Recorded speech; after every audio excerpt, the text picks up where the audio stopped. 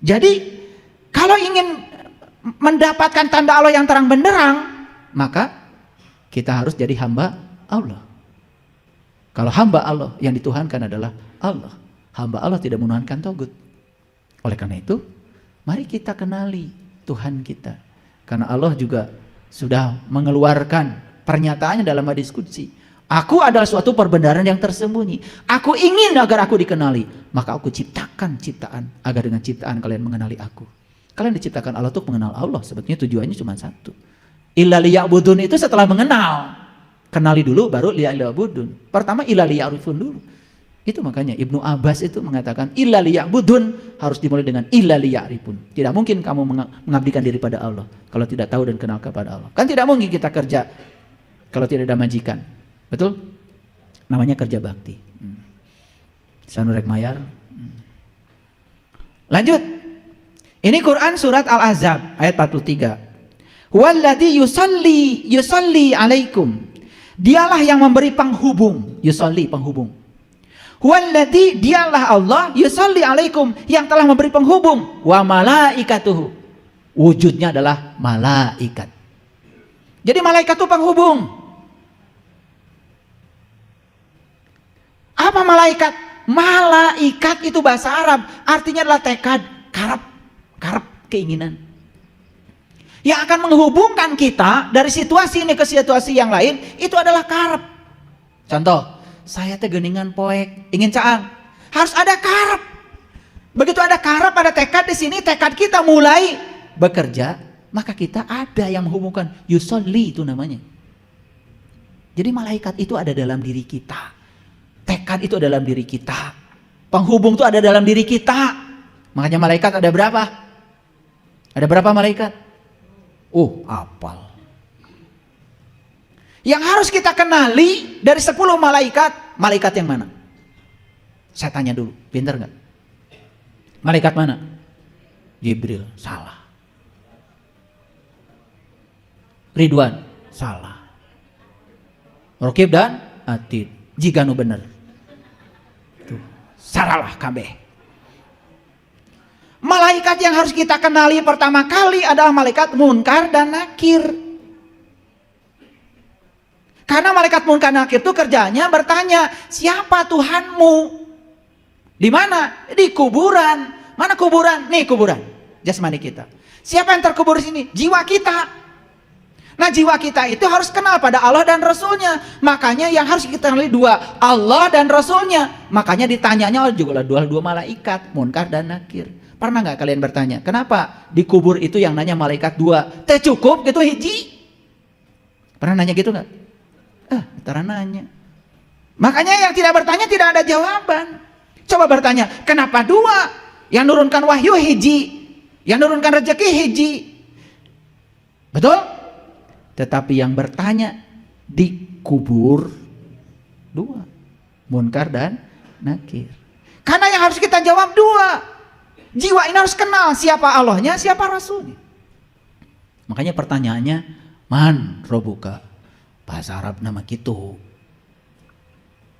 Malaikat orang Arab. Malaikat itu menggunakan bahasa universal. Siapa Tuhanku? Gini, saya kasih tahu. Pernah gak kalian nanya, Allah teh saha? Pernah nanya? Nah, eta man robuka teh. Pertanyaan dari diri kita untuk di kita di sini. Makanya yang harus pertama dikenali oleh malaikat Munkar dan Nakir. Selanjutnya malaikat apa? Udah nanti bisa bingung. Nama Munkar Nakir heula ada ngaji nepi kadinya heula. Betul? Kan masa tidak nanya pada diri, saha Gusti Abdi teh? Saha Allah teh piraku teh nanya? Gusti Abdi teh dipasihan kehidupan ke Gusti, bisa melihat, bisa mendengar, bisa bernapas, bisa merasakan semua makanan. Karena kehadiran Tuhan pada diri saya. Masa tidak ingin tahu gitu sama Tuhan, gak ingin kenal, setiap hari mengurus dan mengatur kebutuhan kita. Masa gak mau kenal? Tah di dia. Ada gak pertanyaan dalam diri? Itu yang namanya Munkar Nakir bertanya. Selama ini pikiran kita terbelenggu, Munkar Nakir teh di kuburan, mahwa gegenir. Makan diapalkeun teh ayeuna. Sok ibu apalkeun. Mun ditanya, saha pangeran? Allah. Oh, udah apalkeun. Allah. Kayak mau ditanya teh, Allah. Allah. Gitu. Masa malaikat bertanya sama yang sudah mati? Nu hirup oge ditanya teu barisa ngajawab. Cing atuh mikir. Jadi bahasa siloka itu jangan kemudian dipahami sebagai bahasa kenyataan. Itu bahasa siloka. Nah, selama diterapkan kenyataan seperti itu. Ari gegenir teh apa? Ngulangkeun ge kudu di ruang kosong. Gegenir teh pun ka diheula menurut sat gitu. Kudu ada wahan. Rek kumaha dikitukeunana di dinya. Padat atuh pan aya padung. Kartos ieu teh. Seseurian wae. Cing bari naon bari kesareuri. Yang sarikeun saha eta tadi? Oh, yang sarikeun sorangan. Hade gitu, nu penting mah asal ulah seserian sorangan. Kalau kita sudah bisa mentertawakan diri sendiri, itu tanda dalam diri kita ada kehidupan rohani. Nih. Tapi kalau kalian seserian sorangan, eta mah lapur. Ya, gak apa-apa tertawa. Karena ngaji itu harus penuh kegembiraan. Makanya ngaji itu harus, kalau ngaji sudah sidakep bari balem, udah jelas pengajian itu sesat. Seri haram, kumaha. Seri itu menimbulkan kebahagiaan karena pineal gland otak kita menghasilkan dopamin, oksitosin. Lamun loba seri jadi sehat. Tanu cara rangkel kurang seri. Sirah nyeri. Awak cara rangkel, siram ge asup kanu awak, panyakit eta mani sagala, kurang seri. Makanya harus banyak seri, tetapi mentertawakan diri sendiri. Bisa sekarang? Kemarin? Hese batur wae nu disungsurikeun. Jilbab miring saeutika. Karunya ibu eta asup neraka cenah. Eta miring jilbabna. Kita lihat ayat selanjutnya. Seorang Rasul membacakan kepadamu tanda-tanda Allah yang terang benderang. Ini Quran surat At-Tolak. Nanti baca. At-Tolak itu surat yang ke-65 ayat 11. Jadi tugasnya seorang Rasul itu membacakan kepada kita tanda-tanda Allah yang terang benderang. Supaya Allah mengeluarkan orang-orang yang beriman dan beramal soleh dari kegelapan kepada cahaya. Lagi-lagi. Jadi semakin jelas tugasnya para Rasul itu cuma satu. Mengeluarkan umatnya dari gelap kepada terang. Supaya bisa keluar dari gelap kepada terang, berarti harus dikasih dong lampunya. Jadi tugasnya para Rasul itu ngasih lampu. Lampu bahasa Arabnya adalah misbah. Maka di Quran surat An-Nur ada kata-kata misbah. Allahu nurus samawati wal ardh masalu nurihi kamishkatin fiha misbah. Sing penak jeung lampuna, sing panggih. Hitam kini, hitam nanti, gelap kini, akankah berganti?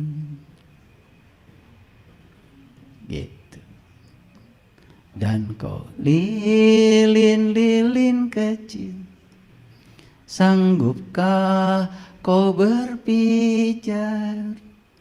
Sanggupkah kau menyengat seisi dunia? Pernah dengar lagu itu? Saya pengen nangis nyanyi lagu itu. Itu kata-katanya bagus sekali. Hitam kini, hitam nanti. Aduh, ayeuna poek. Jaga poek. Makanya di Quran dikatakan siapa yang gelap di dunia akan gelap di akhirat. Awas kalau ada yang ngasih tahu nggak apa-apa kita di dunia gelap juga, bagian kita mantar di akhirat. Qurannya sendiri mengatakan nu poek di dunia lebih poek di akhirat. Perlu saya bacakan ayatnya. Wa man kana fi hatihi a'ma wa huwa fil akhirati a'ma wa adallu sabila. Itu ayat. Surat Al-Isra 72.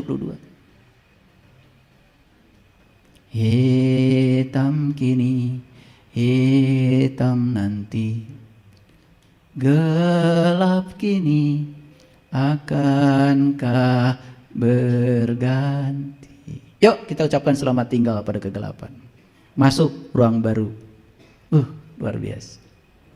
Dan kau lilin-lilin kecil, sanggupkah kau berpijar, sanggupkah kau menyengat seisi dunia. Tidak usah jadi mercusuar di atas bukit, jadi lilin kecil saja. Kalau satu lilin sudah menyala, 1000 lilin yang tertidur di sampingnya akan bisa dinyalakan. Jadilah cahaya bagi keluarga. Cahayakan keluargamu. Jadilah keluarga cahaya. Kalau sudah jadi keluarga cahaya, keluarga yang berkesadaran, tidak ada konflik lagi. Gagal dan berhasil biasa, ada dan tiada biasa, tapi cara menerima semua yang dualitas itu menjadi biasa. Keren tuh. Itu namanya keluarga cahaya. Gak apa-apa, banyak uang juga. Ya.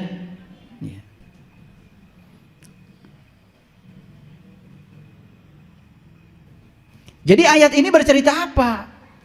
Rasul itu tugasnya adalah menyampaikan tanda Allah yang terang benderang. Berarti harus nyata. Lampunya teh kudu aya. Karena kalau lampunya tidak menyala, bagaimana bisa memindahkan dari gelap kepada terang?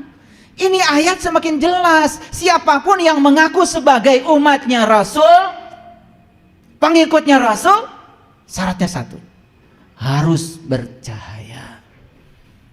Jangan menambah kegelapan semesta ini. Setuju dengan saya? Setuju? Ya.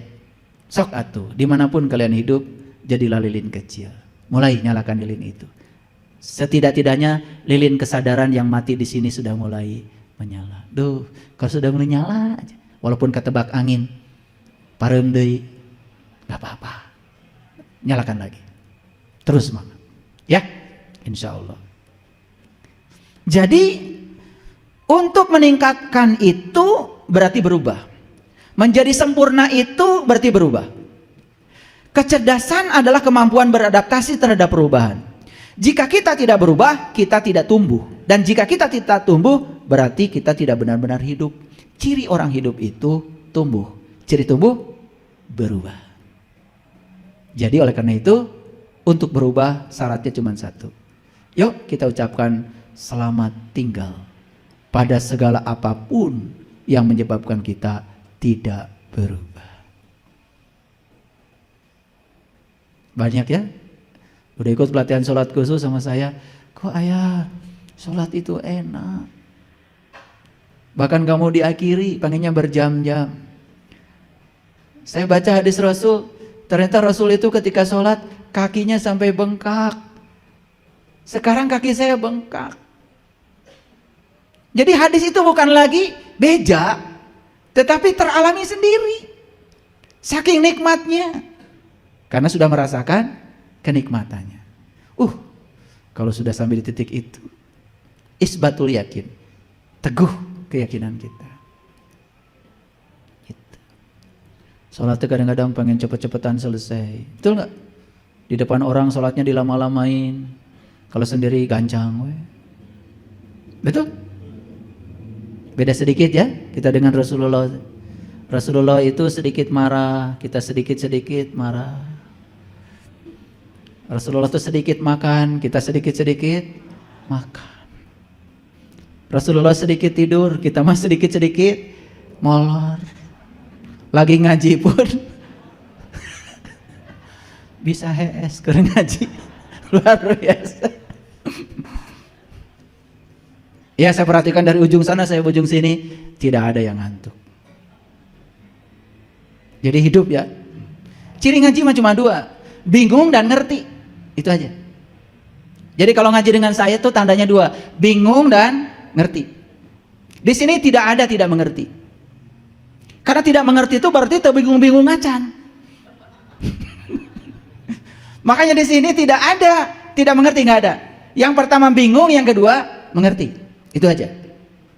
Nah, bingung itu tanda-tanda mau mengerti. Makanya kalau ngaji di sini tidak mengerti, berarti bingung gente. Nah, itu berbahaya itu. Jadi kalau tadi, gimana tadi pengajian? Bingung, bagus. Berarti ada tanda-tanda hidup tuh otaknya. Jadi keterampilan berpikirnya sudah mulai bangun. Itu tanda mau hidup itu, bingung tuh. Yang saya khawatirkan itu bingung ente, ngerti ente, itu. Dan saya yakin di ruangan ini nggak ada yang model kayak gitu, nggak ada di sini. Paling juga bingung dan mengerti. Jadi saya sampaikan selamat pada yang bingung. Itu udah bagus. Ya. Itu gimana tadi bisa pindah dari gelap kepada terang? Bingung, bagus kan? Berarti berikutnya akan datang lagi. Betul nggak? Gitu. Jadi yang terakhir dari saya, temukan misbah dalam diri kita. Karena sebetulnya tubuh kita itu tidak gelap gulita, terang benderang. Kita ucapkan selamat tinggal pada kegelapan. Kita songsong kehidupan yang lebih baik, yang terang benderang. Shadaqallahul adzim, barakallahu li wa lakum. Assalamualaikum warahmatullahi wabarakatuh. Orang suaranya keras, kalau sudah lembut hatinya, kelihatan aja kelembutannya. Orang yang lembut-lembut aja hatinya, kalau keras, kelihatan juga kerasnya. Paham? Orang yang sudah lembut hatinya tidak pernah menyalahkan siapapun. Udah selesai dengan dirinya sendiri. Yang suka menyalah-nyalahkan orang lain itu sebetulnya dia tidak bermasalah dengan orang. Dia bermasalah dengan dirinya sendiri. Cuma tidak sadar. Sampai sini ngerti? Coba simpulkan. Jadi siapa setan menurut Quran surat Al-Mujadilah ayat 19? Siapa? Orang yang lupa mengingat kepada Allah. Tah eta setan teh cek Quran mah. Mang awe talung tikunya lira. Gitu. Nggak apa-apa ya, agak jujur sedikit. Oke, lanjut. Ini Al-Mujadilah ayat yang ke-20. Kalau tadi ayat yang ke-berapa? 19. Lanjut dulu. Ya. Innal lazina yuhaddu. Itu ada panjang itu, ya 5 harokat. Dibacanya yuhaddunallah gitu ya. Itu. Mad apa itu namanya? Mad wajib munfasil. Oh, pintar kalian, luar biasa ya. Berapa harokat? 5 atau 6 harokat. Luar biasa. Emang lulusan mana?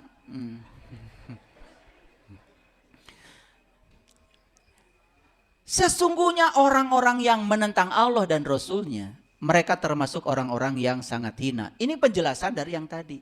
Karena dia lupa mengingat Allah. Berikutnya, perilaku yang selanjutnya, dia jadi menentang Allah dan Rasulnya. Jadi sekalipun dalam dirinya itu Allah dan Rasulnya bicara, membimbing, diabaikan semua. Karena dia pikir, dirinya adalah diri palsu yang bernama pikiran itu. Dia lebih dikuasai oleh pikiran daripada oleh kesadarannya. Banyak yang kayak gitu. Dan itu yang membuat manusia banyak yang jatuh dalam lembah kebinasaan.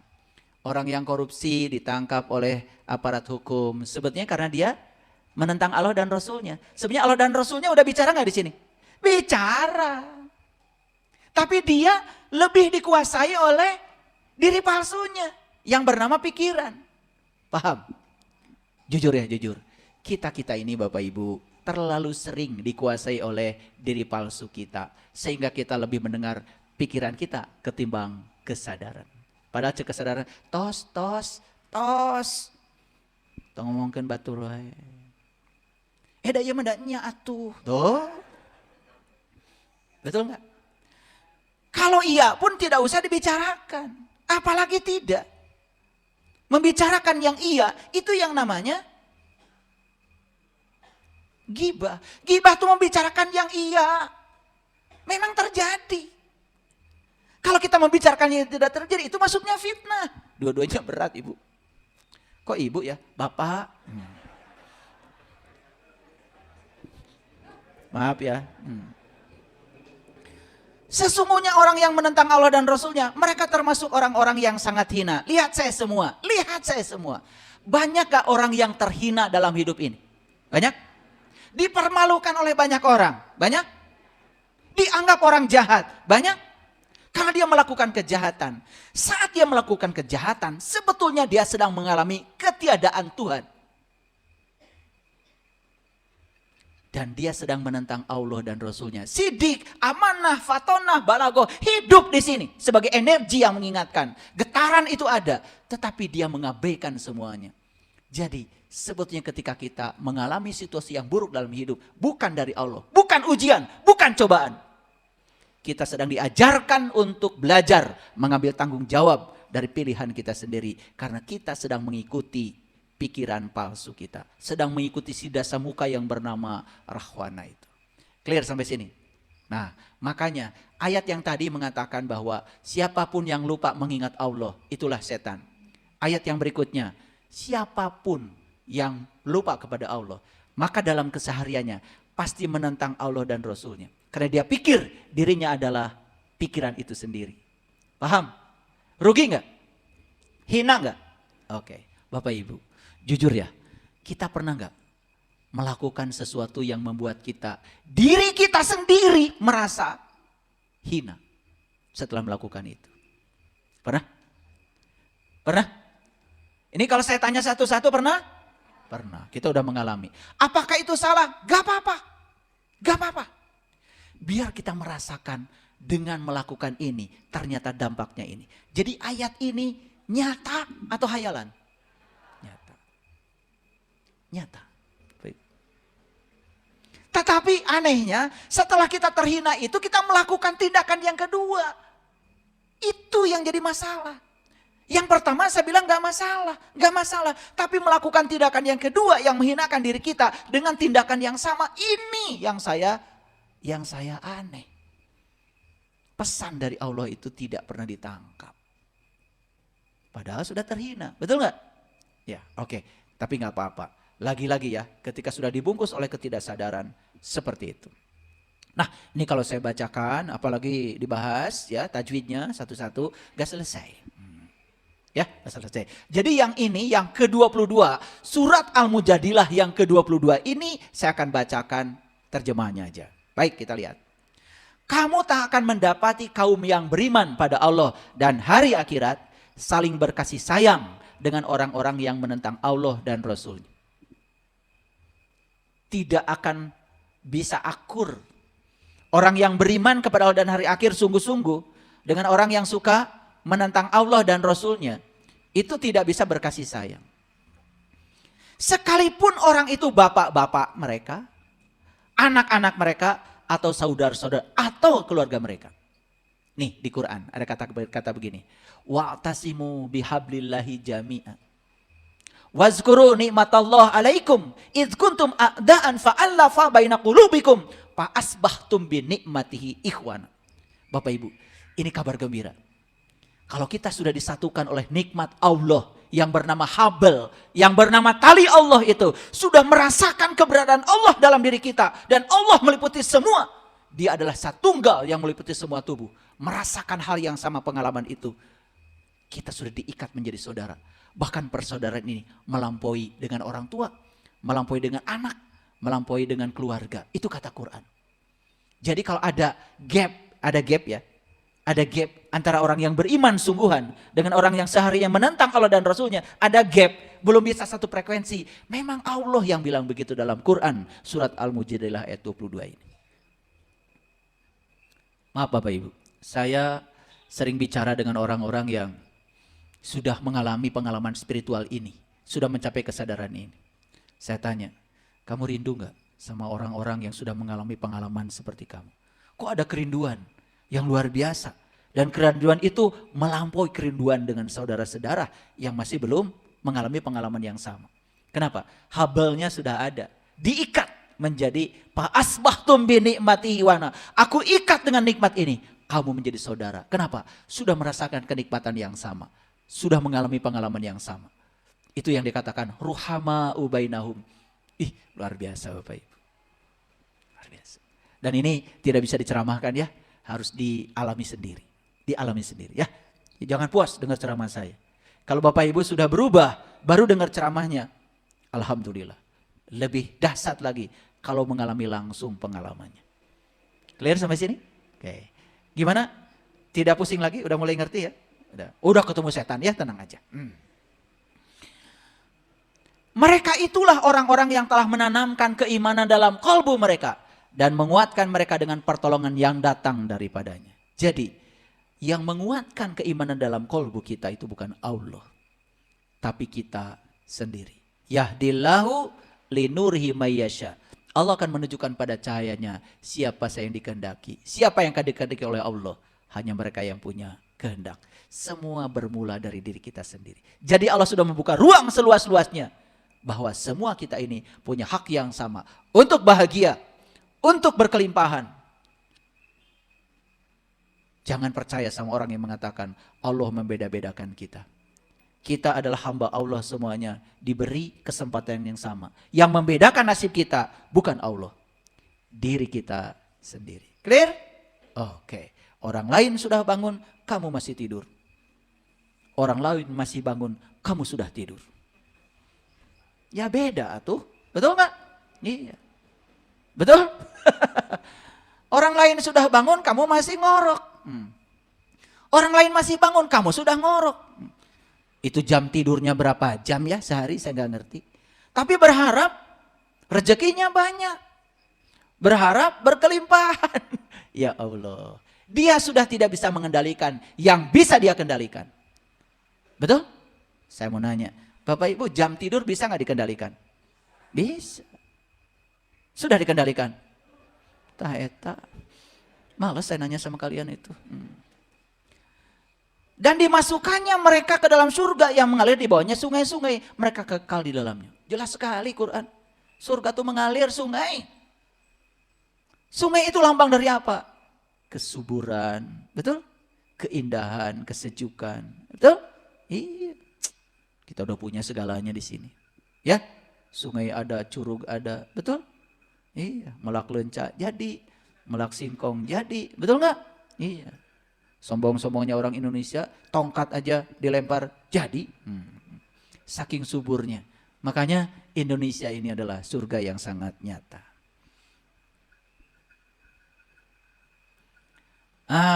Lanjut dulu.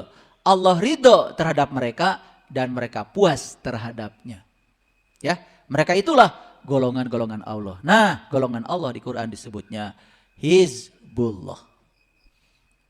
Nih penghujung ayat ini saya bacakan ya, bahasa aslinya radhiyallahu anhum waradu'an.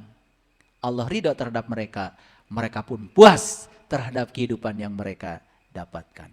Ya, ulaika hizbullah, itulah hizbullah, keluarga Allah. Mau jadi keluarga Allah? Indah Ibu. Jangan jadi hizbus syaiton terus.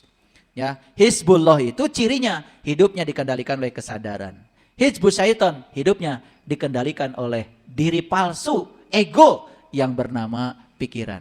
Makanya lihat ya, hizbus syaitan itu kerjanya berantem, perang. Tidak suka damai. Senangnya itu bikin gaduh. Kalau hizbullah, tenang, tentram, damai, bahagia, suci, bersih, indah, mulia. Bisa nggak sekarang membedakan mana hizbus syaitan? Mana hizbullah? Bisa? Masa gak bisa? Awas, jangan tertipu oleh bungkusannya. Ya, saya kasih peringatan nih kalau ke Garut, ke kampung saya. Kalau disuguhi kongguan, awas. Ya, ya, jangan terlalu besar ekspektasinya. Ya, bisa kiripik, ya, bisa hopak, betul nggak? Ya, bisa ranginang, ya, ya. Ya, bisa apa itu cireng, bisa cimol, ya, bisa macam-macam. Gitu. Makanya jangan tertipu oleh bungkusan luar. Bungkusan luar itu gampang, dan luar itu sangat mudah. Tapi yang paling penting dari agama adalah kesadaran, akhlak, kedewasaan. Ya, paham?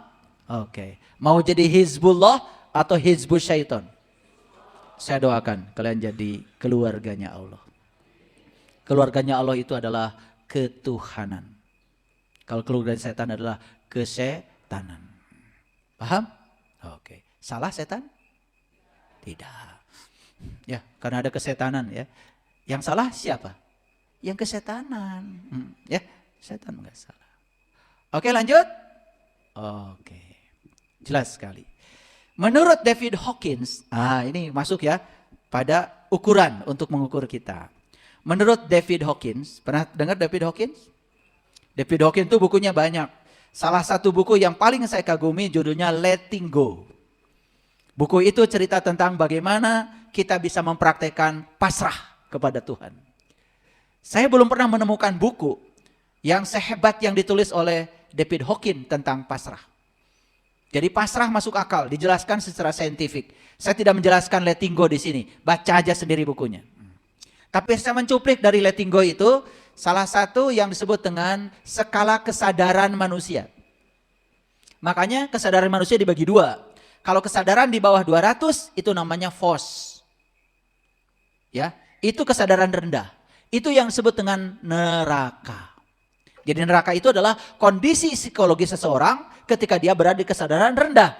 Nah, karena kesadaran rendah dikendalikan oleh diri palsunya, maka dia jadi kesetanan. Nah, itu. Nah, di atas 200 ke atas itu yang disebut dengan power. Kira-kira batasnya dari 200 itu ke atas. Nah, saya tidak akan bicara secara lengkap. Saya bicara yang 200 ke atas, ini pun saya akan cuplik bagian yang ada kaitannya dengan kajian kita hari ini. Nah, orang yang penuh cinta, love, itu oleh David Hawkins diberi angka dengan skala kesadaran 500. Semoga Bapak Ibu sudah ada yang mencapai 500. Semoga. Ya, tapi mari kita cek. Ya, yang pertama, orang yang kesadarannya cinta 500, hidupnya itu punya eksistensi dengan memaafkan. Begitu mudah memaafkan. Masuk Bapak Ibu? Masuk enggak? Tapi ini baru sebagian kecil. Yang kedua, memelihara. Bukan sekedar memaafkan. Ingin memelihara. Memelihara hubungan keluarga. Memelihara keharmonisan. Memelihara persahabatan. Kan ada orang ya, hanya karena uang sedikit kemudian putus hubungan. Nah, ini jelas. Itu mah di bawah 200 ya. Masuk ya memaafkan? Kan tadi saya bilang, kita mau ukur nih, ukur.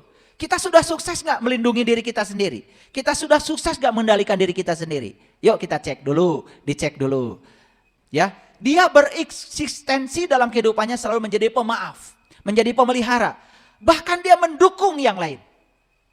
Jadi pada orang lain itu selalu mendukung. Orang lain sedang bingung, dia selalu mendukung. Udah, jangan dipikirkan yang gitu. Udah, dia selalu ngasih jalan keluar, gitu. Ya, kira-kira Bapak Ibu masuk gak yang nomor 1 ini? Wah, luar biasa, 500. Ya, ya. Cintanya tidak bermula dari akal pikiran, tapi cintanya dari jiwa atau kesadaran. Masuk gak? Belum jelas ya ini, kalian udah menjawab ya. Gitu. Cinta yang berasal dari pikiran itu transaksional. Karena pikiran itu benar salah, baik buruk. Kalau kamu benar menurut pikiranmu, kamu baru cinta. Tapi kalau tidak benar menurut pikiranmu, kamu tidak cinta. Ini cinta yang berasal dari akal pikiran. Kayaknya kalian masuk. Masuk yang ini maksud saya. Kalau cintanya berasal dari kesadaran, ya ini. Dia itu sudah unconditional. Sudah tanpa syarat. Jadi gini, kalau cinta dari kesadaran. Suamiku. Gitu. Kamu mau apapun yang kamu lakukan, kamu adalah suamiku.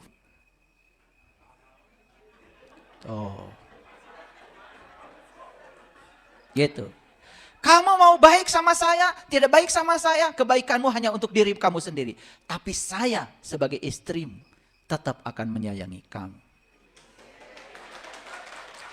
Kayak heula. Ini sedang ngasih contoh, bukan kalian begitu. Ini jangan GR dulu. Saya mau nanya, kalian begitu enggak?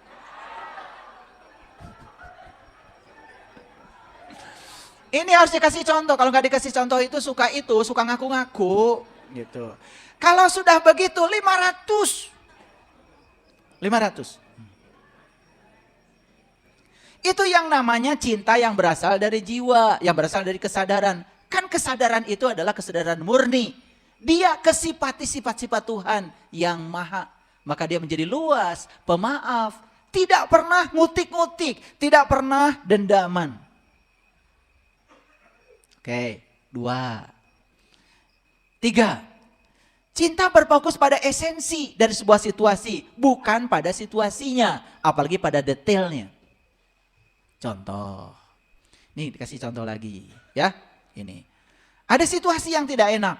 Misalnya ketahuan tuh kalau pasangannya ternyata sudah punya istri simpanan. Ini kasih contoh dulu. Gimana reaksinya? Apakah berfokus pada esensi dari suatu kejadian atau malah berfokus pada kejadiannya? Yang berfokus pada esensi. Jangan-jangan selama ini pelayanan saya tidak bagus. Kenapa sampai ini terjadi? Bukan salah pasangan saya, salah saya. Saya harus memperbaiki diri. Gitu nggak Bapak Ibu? Kalau begitu 500.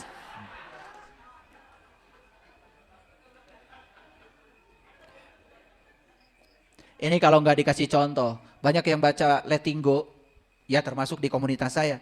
Saya bilang, kamu baca Letting Go, besok saya tanya, gimana? Kamu udah masuk 500 nggak? Apa ya katanya? Bingung, saya nggak ngerti. Wah, harus dikasih contoh sama saya. Nah, udah dikasih contoh gini, masih ngerti piraku. Oke, lanjut. Terkait dengan keseluruhan, bukan hal-hal yang partikuler. Kalau melihat sesuatu tuh melihat globalnya, bukan ecek-eceknya. Jadi melihatnya itu secara global. Pesannya apa buat saya, bukan melihat detail-detailnya.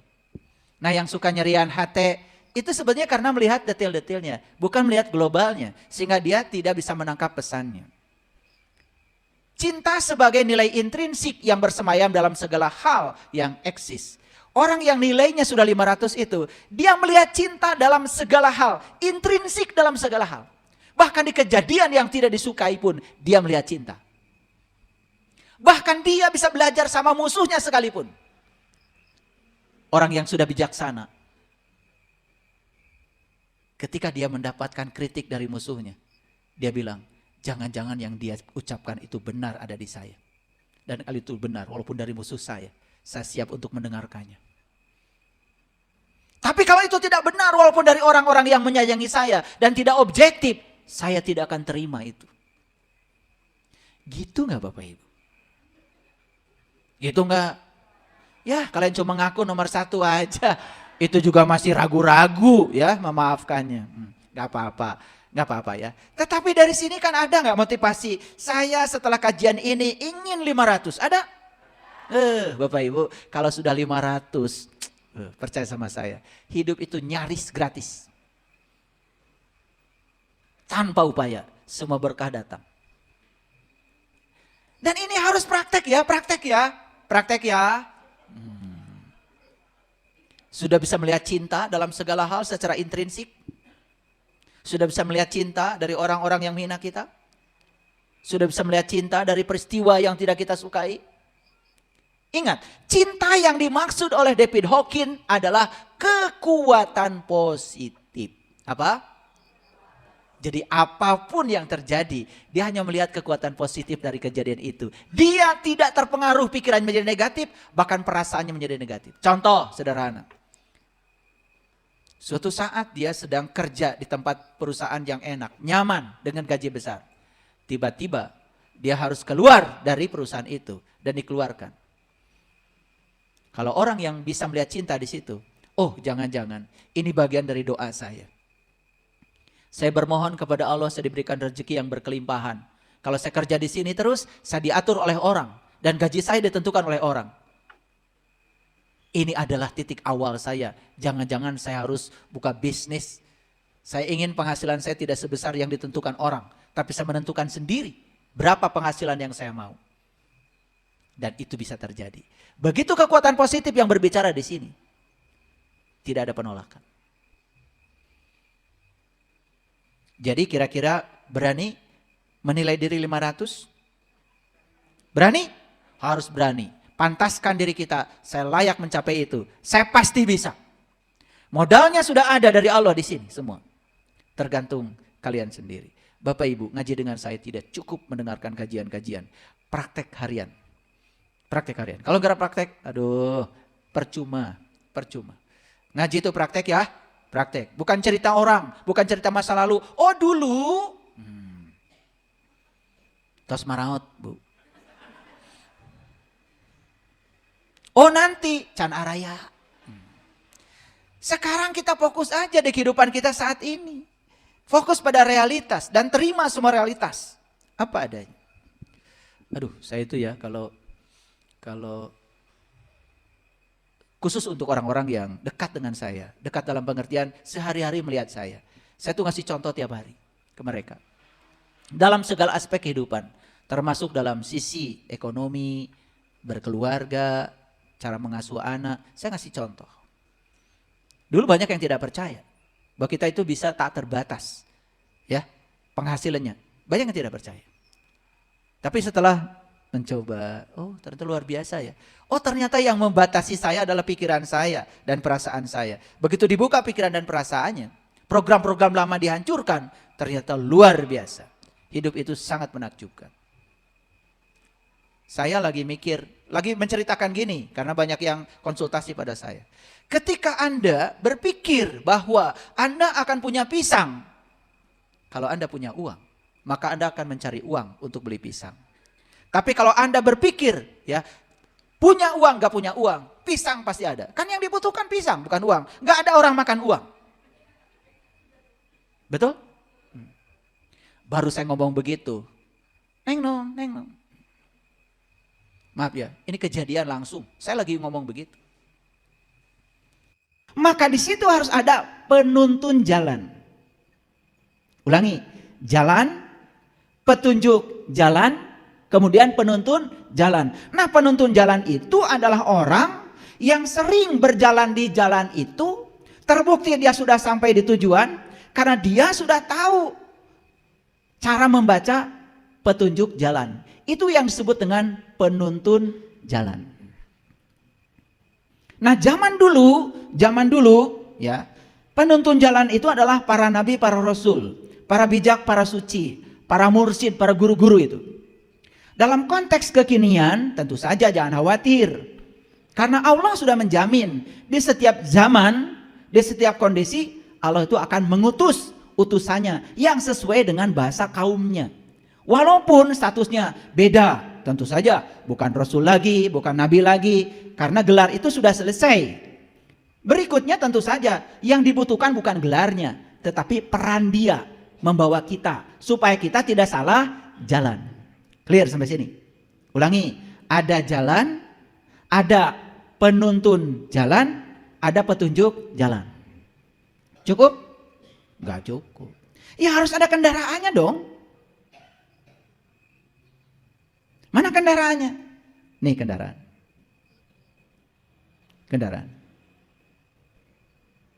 Kendaraan yang paling hebat yang disediakan semesta, ya tubuh. Kalau ada kendaraan berarti ada penumpangnya. Siapa penumpangnya? Penumpangnya adalah jiwa kita yang sudah menumpang di tubuh kita sejak kita lahir. Itulah penumpang kita yang akan diantarkan ke jalan, ke tujuan jalan. Awas, jangan jalan-jalan tetapi ketika ditanya mau kemana, gak tahu mau kemana, bingung kan? Kita jalan-jalan, memilih jalan, sebenarnya tujuan utama adalah mengantarkan nih sang jiwa setelah diperankan di kehidupan di dunia ini, selesai dia tahu tempat pulangnya. Gitu. Jadi harus ada kendaraan jelas. Yang kedua harus ada penumpangnya. Buat apa kendaraan kalau tidak ada penumpang yang mau diantarkan? Yang ketiga harus ada supirnya. Siapa supirnya? Allah sudah menyediakan di sini yang namanya otak, yang namanya pikiran. Itulah supir kita. Supir kita. Tapi selama ini kita itu melakukan perjalanan sudah lelah berpuluh-puluh tahun. Kenapa? Karena kendaraan ini membawa penumpang, tapi penumpang yang ada di sini tidak pernah dianggap. Supirnya sibuk sendiri. Nyupir ke sana, nyupir ke sini, nyupir ke sana, nyupir ke sini. Supir ini sibuk sendiri, tidak pernah nanya penumpangnya mau diantarkan kemana. Kira-kira ilustrasinya begitu perjalanan kita selama ini. Lalu sampai sekarang kalau ditanya, sudah berapa persen perjalananmu? Bingung. Bingung. Karena supir gak pernah nanya penumpangnya. Makanya supir ini harusnya tanya penumpang. Penumpang, kamu mau diantarkan kemana? Kan begitu. Kan gak mungkin ada supir Grab, penumpang masuk, tiba-tiba jalan aja, muter-muter Bandung. Liar tah penumpang. Gak pernah ditanya. Jadi wajar kalau hari ini penumpang ini adalah liar, pusing. Kenapa? Gak pernah ditanya. Diabaikan, ditelantarkan. Lalu pikiran jalan sendiri. Makanya si supir juga lelah. Kenapa? Ini perjalanan sudah panjang, bensin sudah habis banyak, mobil juga hampir mogok. Tetapi yang dituju nggak sampai-sampai, salah sorangan. Karena supir nggak pernah tanya penumpang. Kira-kira ilustrasi saya terbayang? Oke. Itulah agama. Jadi agama itu sebetulnya adalah jalan. Makanya tidak ada yang punya definisi agama bangsa manapun. Kecuali satu-satunya bangsa kita yang punya definisi agama. Saya sudah belajar semua tradisi agama. Hanya bangsa Nusantara, leluhur kita yang punya definisi agama yang pasti. Apa itu agama? Agama adalah latihan dasar menempa diri untuk membentuk tata krama dan kehalusan hati nurani, sehingga lahirlah budi pekerti yang terpuji dan akhlak yang mulia. Jadi tujuan agama itu akhlak sebetulnya. Selama ini kita terlalu sibuk ya pada instrumen, pada alat, tetapi tidak pernah mengerti tujuannya apa. Contoh, kita kan sudah sholat, gitu? Sudah sholat. Kita sibuk sholat. Kalau ditanya apa sih tujuan sholat? Kan sholat itu bukan tujuan. Tuhan tuh gak akan pernah ngitung rakaat sholatmu, gak akan. Kamu aja yang kegeeran hitung-hitung semua. Gak akan. Karena di Quran jelas perintahnya. Aqimis sholat, inna sholat tanha anil fahsya wal munkar. Dirikanlah sholat. Sholat itu adalah instrumen, alat yang bisa mencegah seseorang dari perbuatan keji dan munkar.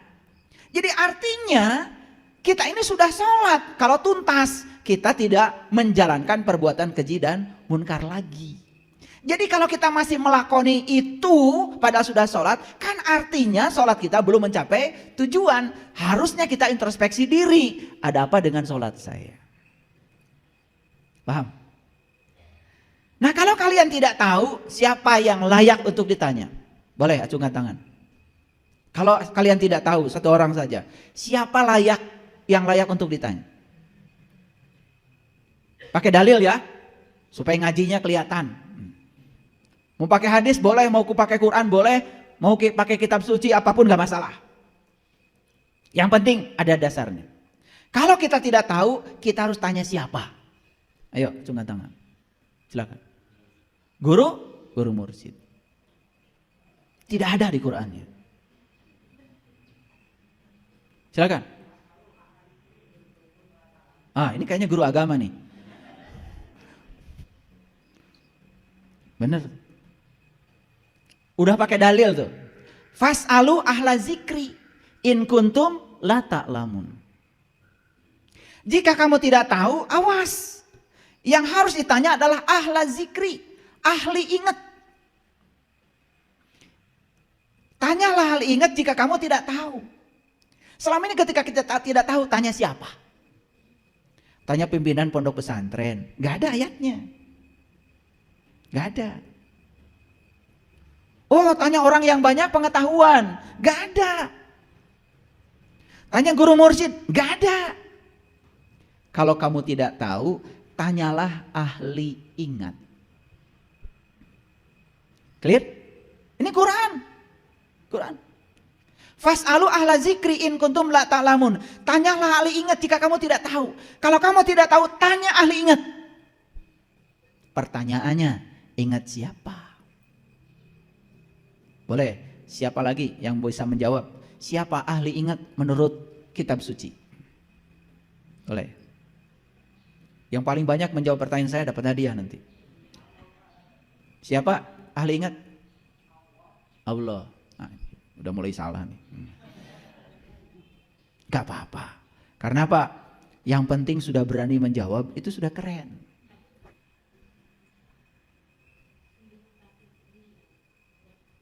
Diri kita sendiri. Ingat aja belum. Siapa?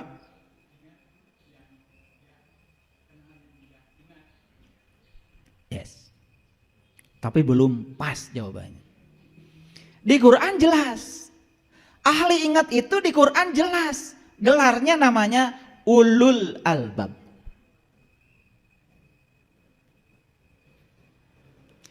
Inna fi khalqis samawati wal ardh wa ikhtilafil laili wan nahar la ayatil liulil albab alladzina yazkurunallaha qiyaman wa qu'udan wa ala junubihim. Harus pasti kalau menjawab. Saya dulu dalam pencarian saya, kenapa saya itu tidak betah ya? Di sini udah belajar, kayaknya ini omong kosong. Saya pindah ke sini. Karena tidak pasti. Saya tidak mau yang tidak pasti. Karena ketika saya meyakini yang tidak pasti, saya berjudi. Saya tidak mau membiarkan masa depan saya dalam ketidakpastian. Harus pasti. Masa depan saya harus selamat, dan kalau saya mati harus pulang kepada Allah. Harus pasti. Jangan wallahu alam. Harus pasti. Karena membiarkan masa depan kita tidak pasti, itu kan judi. Judi itu kan artinya membiarkan masa depan kita dalam ketidakpastian. Judi yang paling berbahaya adalah membiarkan masa depan kita dalam ketidakpastian. Kalau saya tanya, sholatmu diterima gak sama Allah? Wallahu alam, terserah Allah. Itu gak pasti. Pastikan diterima. Dalam kitab Al-Hikam, karya Ibnu Atha, beliau mengatakan, pastikan sholatmu diterima. Apa cirinya? Ciri orang yang sholatnya diterima, ya berubah akhlaknya. Berarti tujuan sholat tercapai. Sederhana kok. Cuman kita tidak pernah mau merumuskan indikator itu. Terlalu sibuk kita dengan rutinitas tanpa ada kepuasan di dalamnya. Agak serius ya ngaji hari ini. Ada banyak-banyak ayat. Saya coba pakai dalil-dalil supaya jauh kita dari persepsi. Ulangi. Kalau tidak tahu tanya siapa? Ahli ingat. Siapa ahli ingat menurut Quran? Ulul albab. Jelas di Quran dikatakan ulul albab itu adalah orang yang sudah sukses mengingat Allah dalam keadaan berdiri, duduk dan berbaring. Berarti ulul albab itu siapa sebetulnya? Siapa? Gak mungkin dia bisa mengingat Allah kalau dia belum tahu dan kenal kepada Allah. Berarti ulul albab itu bahasa kitanya adalah orang yang sudah tahu dan kenal kepada Allah. Siapa orang yang sudah tahu dan kenal kepada Allah? Orang yang sudah tahu dan kenal kepada diri pribadinya. Maka di dalam hadis dikatakan siapa yang kenal dirinya, dia kenal Tuhannya. Jadi larinya tetap saja kita harus kenal pada diri pribadi kita yang sejati. Makanya tadi Bunda yang dekat tiang ini mengatakan, tanya diri pribadi. Diri pribadi yang mana? Diri pribadi yang sudah ingat kepada Allah. Kalau diri pribadinya yang belum ingat kepada Allah, gak bisa ditanya. Kalaupun dia memberikan jawaban, jawabannya berdasarkan pikiran. Awas, pikiran bukan kesadaran. Karena pikiran bukan diri kita. Tubuh bukan diri kita. Diri kita yang sebenarnya, nama yang sebenarnya adalah kesadaran. Kecuali pikiran yang sudah disinari oleh cahaya ilahi atau cahaya kesadaran. Orang yang semacam itu pikirannya pasti waras. Nah, pikiran yang tidak waras karena belum diterangi oleh cahaya kesadaran disebut pikiran gelap. Bahasa lain pikiran gelap, bahasa psikologinya adalah ego. Yang sering disebut diri palsu. Itu yang membuat hidup kita menderita. Makanya pikiran itu kadang-kadang suka ngarang. Membuat ilusi yang melampaui kenyataan. Pikiran kan suka begitu. Suka ngarang. Faktanya tidak seperti yang dipikirkan. Tapi itulah memang pikiran. Itu ego. Itulah bahayanya ego kalau dibiarkan. Makanya ego sering diibaratkan seperti luka yang menganga di tubuh kita. Kalau kita punya luka yang menganga, sedikit aja kesenggol pasti sakit. Makanya orang yang baperan, tersinggungan, sakit hatian, jelas dia belum sadar. Dia masih dikendalikan hidupnya oleh pikiran gelapnya yang disebut dengan diri palsu. Nah, kalau saya perhatikan di sini, ini wajah-wajah diri palsunya banyak. Kok saya tahu? Saya bisa ukur dari brainwave-nya, gelombang otaknya. Nah, diri-diri palsu itu kalau diukur pakai sensor saya, itu brainwave-nya itu kebanyakan di gelombang beta. Hidupnya menendang dan mencengkram. Begitu mendapatkan yang disenangi, dicengkram habis-habisan. Begitu mendapatkan yang tidak disenangi, ditendang habis-habisan. Orang yang semacam ini hidupnya persis seperti gelombang. Kadang di puncak, kadang di lembah. Kadang di puncak, kadang di lembah. Jadi antara puncak dengan lembah itu terlalu besar amplitudonya. Maka orang yang semacam itu hidupnya penuh dengan penderitaan. Nah, seharusnya bertambahnya usia kita itu dekatkan puncak dan dasar. Dekatkan puncak dengan lembah, dekatkan. Ketika dapat sesuatu yang menyenangkan, biasa. Ketika mendapatkan yang tidak menyenangkan, biasa. Nah, itu sudah mulai sadar. Ini belum, wajahnya masih kayak uka-uka. Makanya kan Nabi Muhammad juga ngasih isyarat. Kalau ingin tahu kepribadian seseorang gampang, pinjemi uangnya. Gitu. Tes, soleh enggak? 3 hari jangan dibayar dulu. Lihat itu. Oh, kalau udah mulai nyorocos. Udah mulai itu.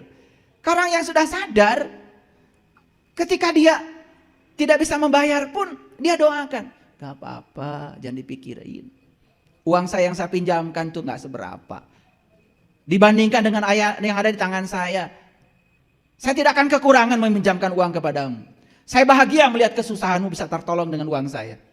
Gak apa-apa. Saya doakan kau banyak rezeki ya. Gitu. Bahasa yang keluar itu illa kilan salaman salama. Tidak ada yang keluar dari mulutnya kecuali ucapan yang damai dan mendamaikan. Lihat orang-orang tidak berkesadaran. Kamu kurang ajar ya, janji 3 hari. Wah, sudah pencet jika perlu.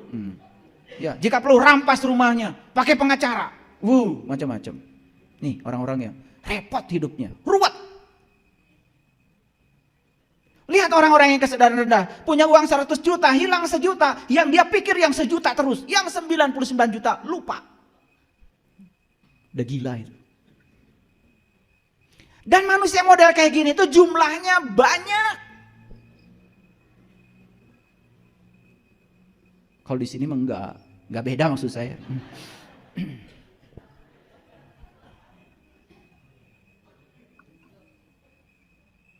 Makanya judulnya hari ini tidak ada paksaan dalam agama. Pesan apa yang mau saya sampaikan? Pertama, ngerti dulu apa itu agama. Agama itu adalah jalan. Agama itu adalah sangat pribadi, sangat pribadi. Makanya agama adalah alat pertahanan diri untuk melindungi diri dari kejahatan diri kita sendiri. Camkan itu. Ulangi. Agama adalah alat pertahanan diri untuk melindungi diri dari kejahatan diri kita sendiri. Tidak ada yang berbahaya di luar dirimu kecuali kamu sendiri. Yang suka waswisu, yang suka waswisu, yang suka berbisik itu bukan orang lain. Yang suka berbisik adalah pikiran gelapmu. Itu yang menyengsarakan hidupmu. Tadi udah mau nolong, udah keluar uangnya. Ada yang bisik dari dalam, enak aja. Yang kerja saya. Mulai mencari pembenaran untuk tidak berbuat. Itulah pikiran gelap. Itulah kita gagal melindungi diri kita dari kejahatan diri kita sendiri. Selama ini kita berparadigma yang keliru. Menganggap orang lain yang berbeda jalan berbahaya bagi tidak berbahaya. Saya kasih tidak berbahaya. Yang berbahaya adalah kebodohan kita sendiri tentang pilihan jalan kita. Yang berbahaya adalah ketidaktahuan kita membaca petunjuk-petunjuk jalan kita. Kebodohan kita adalah kita salah bertanya pada orang. Kita tanya orang yang banyak pengetahuan, padahal tidak ada di Quran syarat itu. Tanya ahli sikri, tanya ahli ingat. Kalau belajar tentang spiritual, tanya orang yang tahu. Siapa orang tahu? Tahu apa? tahu Allah. Saya ambil satu contoh sederhana. Kan banyak itu ya yang berkembang di masyarakat. Kalau anak umur 7 belum sholat, pukul. Ini bertentangan dengan la ikraha fiddin. Jadi pendidikan agama itu jadi keras. Dan kemudian dipraktekkan di lingkungan pendidikan, di lembaga pendidikan. Makanya tidak heran di lembaga pendidikan yang namanya guru menghukum anaknya sendiri. Guru menghukum muridnya sendiri. Setiap ada kesalahan dihukum. Hukuman itu kegelapan. Hukuman bukan cahaya. Anak kita disekolahkan di lembaga pendidikan tertentu perlu cahaya. Dikasih hukuman tiap hari karena kesalahannya. Berarti anak kita dikasih kegelapan. Dan kita tidak pernah tahu orang tuanya. Hasilnya apa? Anak kita jadi keras. Dan dia akan melakukan hal yang sama kepada generasi berikutnya. Bukankah kita telah mewariskan kebencian dan kekerasan?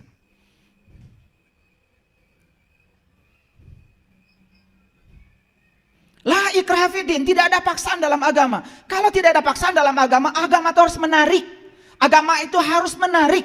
Agama itu harus membuat kita mau melakukannya. Banyak saya mengajarkan anak-anak muda. Dulu belum ketemu saya. Dia bilang, saya disuruh bapak saya, ibu saya sholat. Ya, saya cepet-cepetan aja katanya ayah. Supaya ibu bapak saya senang.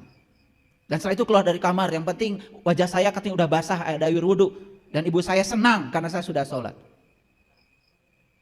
Apa-apaan itu. Dan sekarang, begitu udah ketemu saya ajarkan apa intisari sholat. Bagaimana cara melakukan sholat supaya ada rasa. Karena Nabi Muhammad mengatakan, sholat itu adalah hiburanku. Sholat adalah hiburanku. Bagaimana ketika sholat kita bisa berjam-jam sampai kaki kita bengkak. Karena merasakan kenikmatan penyatuan dengan Sang Ilahi. Bagaimana caranya?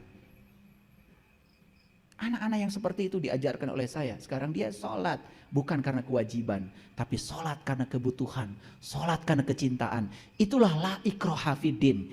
Artinya bukan dipaksa harus sholat. Sementara mereka tidak tahu apa yang harus mereka lakukan. Dan itu yang kita lakukan selama ini. Padahal itu keliru. Ya, kalau anak umur 7 belum sholat. Sudah balik katanya pukul.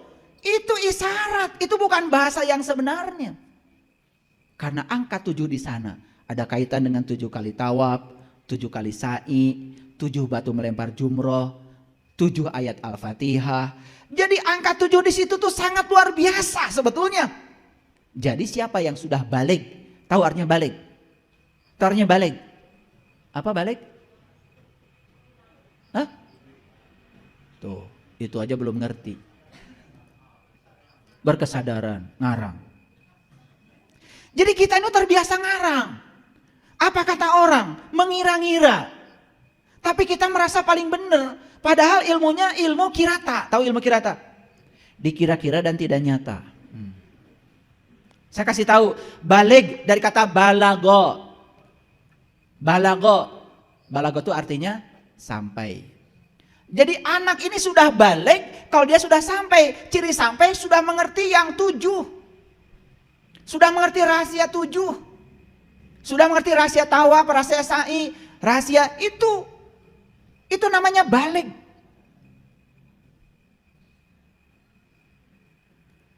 Yang luar biasa lagi, anak kita dalam keadaan tidak tahu apa-apa, dipaksa harus seperti yang orang tua mau.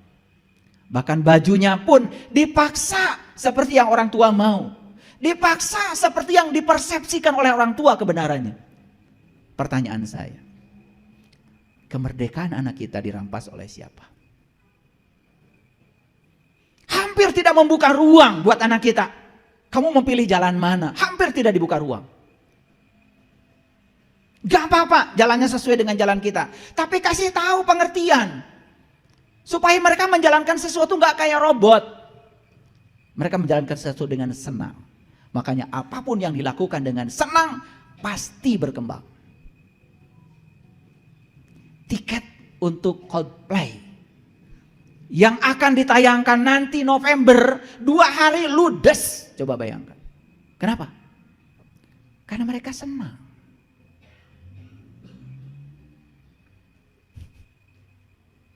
Coba, gimana caranya sistem pendidikan agama itu membuat mereka senang? Ini yang harus dibongkar oleh kita. Mumpung kita masih diberi waktu. Gimana kita memberikan sistem pendidikan yang membuat mereka itu bertanya bebas. Dan kita bisa memberikan harapan-harapan dari pertanyaan mereka. Sehingga mereka tuh melakukan sesuatu bukan sebagai robot. Tetapi mereka melakukan sesuatu karena mereka mengerti. Bisa? Bisa sebetulnya. Cuman sistem pendidikan kita selama ini terlalu banyak membungkam. Bahkan ketika anak bertanya, di mana Allah? Allah itu siapa? Langsung murtad. Itu pertanyaan alami yang datang dari anak. Betul nggak? Tapi orang tua tidak siap memberikan jawaban. Karena orang tuanya tidak tahu apa yang terjadi. Cukup. Jangan bertanya begitu. Masuk neraka. Dan berulang kali kata-kata itu disampaikan pada anak kita. Masuk subconscious mind. Akibatnya apa? Anak menjadi takut untuk bertanya. Sudah, yang penting hafalkan juz amma. Juz amma. Hafal. Soleh kamu. Padahal hafal itu dalam kriteria kognisi itu termasuk low order thinking. Berpikir tingkat rendah itu adalah hafal. Karena berpikir ada 6 tingkatan. Mengingat, memahami, mengaplikasi, menganalisis, mengevaluasi, kemudian mensintesa. Pengetahuan kalau belum disintesa itu belum ada artinya. Pengetahuan hanya dihafal itu nggak ada artinya. Saya menghafal ayat-ayat Quran itu pakai logika. Bukan dihafal begitu saja. Makanya tidak pernah lupa. Berbeda menghafal sesuatu yang kita tidak mengerti dengan menghafalkan sesuatu yang kita mengerti. Berat otak kita, berat memori kita. Kalau menghafal sesuatu karena mengerti, menghafal itu karena alami saja karena mengerti jadi gampang. Saya ditanya oleh mahasiswa saya ribuan rumus fisika, sekarang saya ditanya hafal semua. Dan saya hafal bukan karena membebani otak saya untuk menghafal, tidak, karena saya mengerti. Nah, saya sering tantang mahasiswa saya lagi jalan kaki ditanya mau rumus mana? Rumus kemagnetan, kelistrikan, mekanika, mau tanya yang mana sama saya bisa menyebutkannya. Dan saya hafal bukan karena apal cangkem, tetapi karena mengerti. Maaf, dari kecil kita hafal watin, wazaitun, waturisinin, wahadal baladil amin. Hafal. Ketika tanya apa isinya, pesan apa yang ada di dalam, kita tidak bisa menjawab. Terus kalau kita hanya hafal tidak sampai kepada memahami, apalagi mengaplikasi, terus buat apa pengetahuan itu? Kan gak ada artinya. Di level kognisi saja itu level kognisi yang paling rendah. Dan selama ini kita mengagung-agungkan orang yang hafal ini, hafal itu. Betul? Padahal hafal itu baru level kognitif yang paling rendah. Saya sering ada orang tanya, minta sumbangan. Bapak minta sumbangan, kenapa buat apa? Ini buat di sana Pak, kami sedang mendirikan pesantren hafiz Quran. Supaya banyak orang yang hafal Quran. Ya udah, saya kasih saran. Saya ingin dengar ada pesantren yang mengamalkan Quran. Bukan menghafalkan Quran saja. Menghafalkan bagus, tapi coba ditingkatkan deh. Kalau bisa mengamalkan bismillahirrahmanirrahim aja udah keren. Coba. Kalau bismillahirrahmanirrahim diamalkan itu udah keren. Atas nama Allah yang Maha Pengasih dan Maha Penyayang. Apapun yang kita lakukan atas nama Allah, kita dipuji tidak terbang, dihina tidak akan tumbang. Karena segala puji habis buat Allah.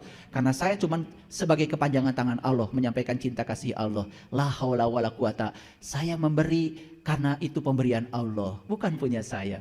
Saya berbuat baik kepada kamu karena memang tugas saya di sini adalah menjadi kepanjangan tangan Allah, menyampaikan cinta kasih Allah. Bayangkan kalau bismillahirrahmanirrahim saja diamalkan, tidak mungkin ada permusuhan. Tidak mungkin ada orang menghina orang lain. Tidak mungkin ada orang merendahkan orang lain. Tidak mungkin kita nyolot-nyolotan mata di jalan. Gak mungkin. Tetapi pertanyaan saya, banyak yang hafal bismillahirrahmanirrahim? Banyak yang mengamalkan bismillahirrahmanirrahim? Inilah yang miskin dari kita. Ini pekerjaan kita. Dan kita merasa anak kita sudah soleh kalau sudah baca bismillahirrahmanirrahim. Padahal itu adalah level kognisi yang paling rendah. Baru tingkatan hafal. Coba suruh dia memahami. Karena kita juga tidak paham. Maka kita juga tidak bisa memberikan tambahan lain kepada anak kita. Setuju? Jadi ada fenomena yang sangat luar biasa nih.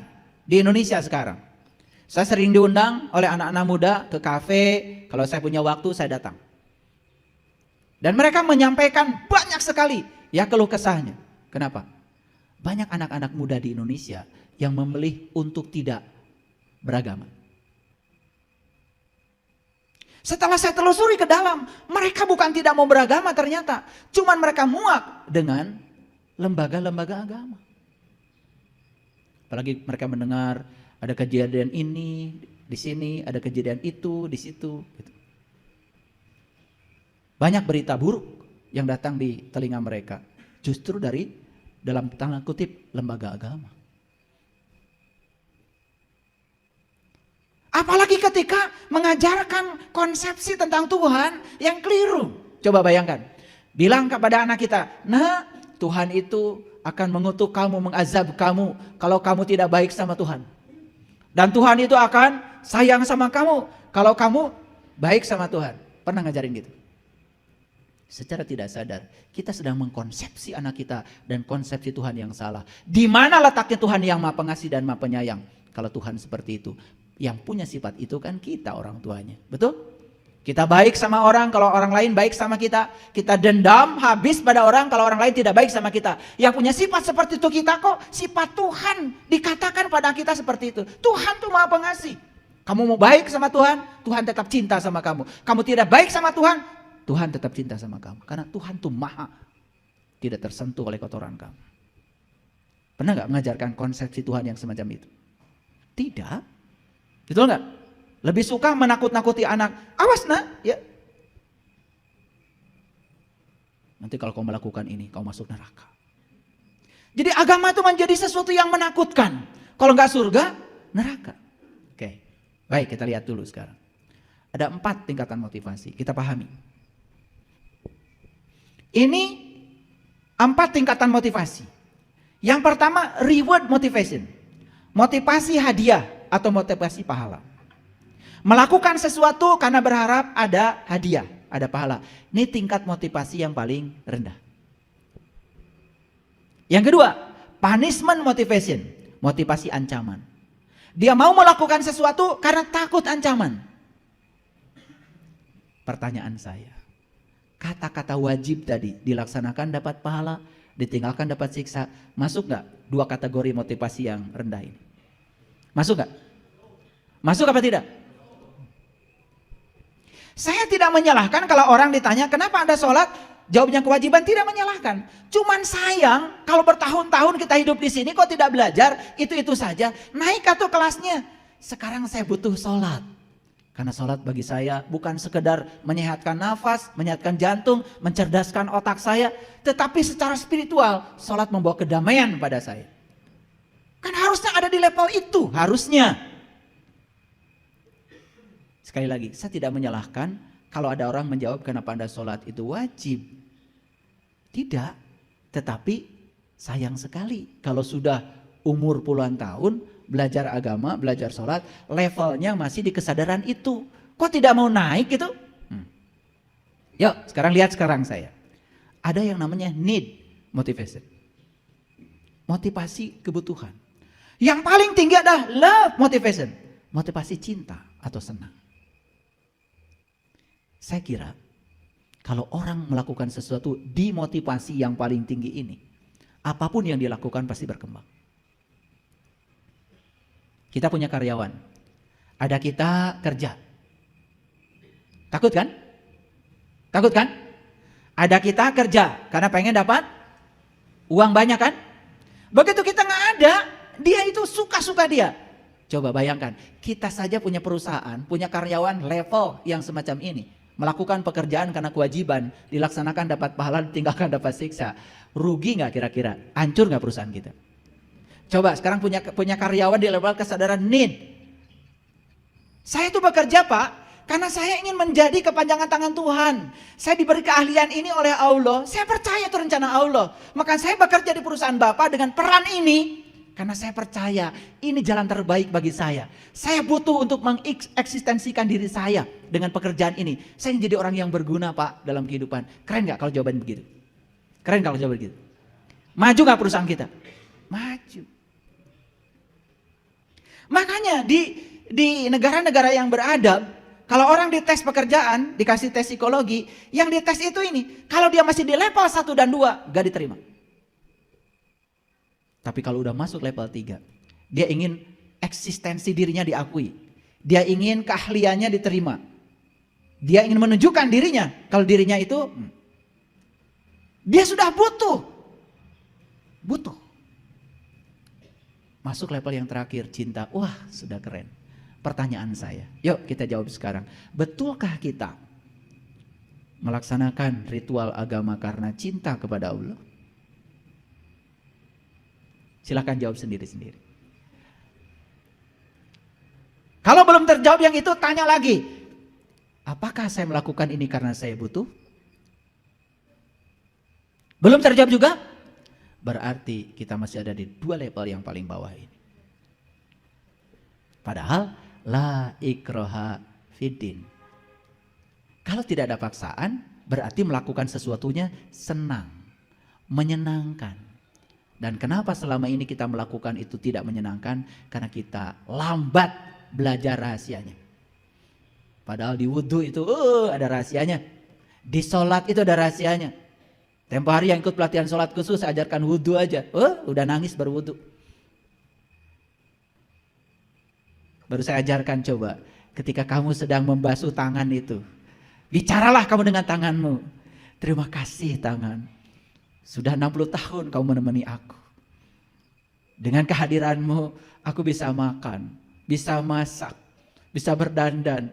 Bahkan ketika kancingku copot pun kau membantunya. Betapa peran jari-jari ini luar biasa. Pernah gak berbicara kepada jari-jari kita yang dibasuh ketika wudhu? Pernahkah berbicara itu? Hampir tidak pernah. Cuci. Wudhu, sudah. Hanya sebatas menggugurkan kewajiban. Tidak ada kesadaran yang dibangun. Para Nabi Muhammad mengajarkan itu. Ketika Nabi Muhammad mengambil air untuk hidungnya, beliau mengajarkan. Ini fikih. Apa yang diajarkan beliau? Masukkanlah bau surga ke dalam hidungku. Jauhkanlah bau neraka dari hidungku. Ketika beliau membasuh wajah, ya Allah, putihkan wajahku dengan cahayamu. Putihkan wajahku dengan cahayamu. Yang dimasukkan ke sini adalah air, tapi beliau meminta kepada Allah, putihkan wajahku dengan cahayamu. Maka di Quran dikatakan Muhammadur Rasulullah wallazina ma'ahu asyidda walal kufar ruhama'u bainahum tarahum ruka'an sujadan yabtaguna fadla minallahi wa ridwana. Umatnya Nabi Muhammad itu penuh cinta kasih pada siapapun tanpa membeda-bedakan. Bekas ruku dan sujudnya nampak di wajahnya. Wajahnya menyenangkan, wajahnya penuh persahabatan, tidak curiga, penuh kebijaksanaan. Coba, orang lain pinjam uang sama kita, kemudian dia tidak bisa bayar, dia datang pada kita. Sebelum dia bicara, langsung kita bicara. Sudah, jangan dipikirkan. Sudah, uang saya masih banyak, berkecukupan. Saya doakan kamu, semoga nanti ada rezekinya. Bahkan ketika dia tidak bisa bayar, sudah, jangan dipikirkan. Sudah, saya jelaskan.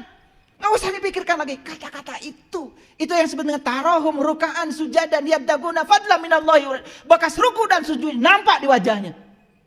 Bukan secara fisik. Maaf, bukan ini jadi hitam, bukan. Karena kalau ruku yang benar, sujud yang benar seperti yang diajarkan Nabi, harusnya ini tidak sampai berbekas. Harusnya.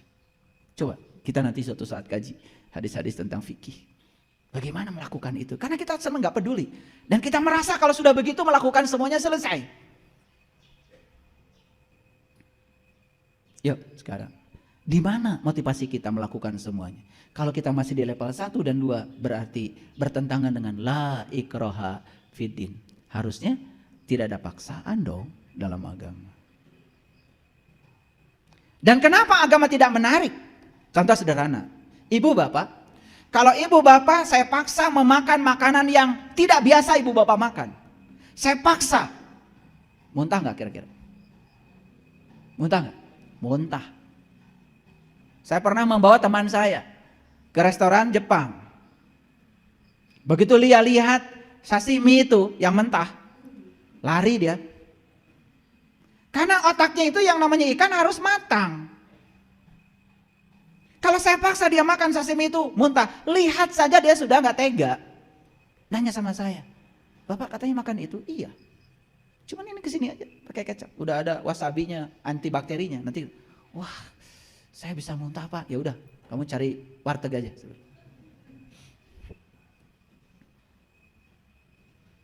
Sekarang ini kita memaksakan sesuatu dilakukan oleh anak-anak kita tanpa dikasih knowledge. Betul apa tidak? Betul apa tidak? Kamu harus sholat, kamu harus ini. Kita sendiri tidak punya knowledge-nya. Maaf, saya pernah didatangi banyak orang tua yang datang pada saya mengeluhkan anaknya tidak sholat. Ayah, anak saya sudah mahasiswa, tapi sampai sekarang belum sholat. Ibu, alhamdulillah saya sholat. Gimana sholatnya ibu? Sudah merasakan nikmatnya sholat? Mulai. Siapa yang kau ingat ketika sholat? Mulai. Saya bilang, kamu aja sholat cuman karena udah tua. Dulu juga kamu seusia anakmu gak sholat juga kan? Loh kok ayah tahu? Tahu dari wajahnya. Diam akhirnya. Terus gimana caranya? Perbaiki diri. Perbaiki sholatmu. Sampai mewujud sholatmu menjadi akhlakmu. Dan setelah wujud menjadi akhlakmu, perhatikan, anak-anak cucumu akan ikuti sholatmu nanti. Kenapa? Ibu saya gak pernah marah di rumah karena sholatnya rajin. Coba, sholat rajin, marahnya rajin. Siapa yang mau sholat? Ngikutin kalian.